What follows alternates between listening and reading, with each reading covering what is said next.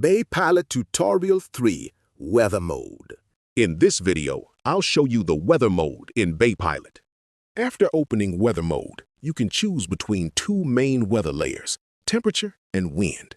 The temperature layer shows colored areas on the map based on the current temperature in each region.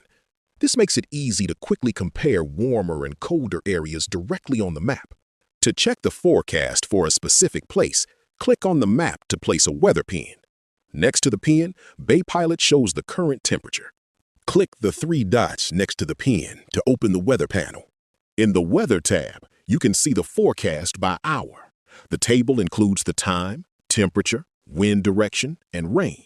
You can switch the forecast view between 1 hour and 3 hour steps, and between 7-day and 14-day forecasts. At the top of the panel, there is also a location search, so you can quickly find a town, marina, or another place.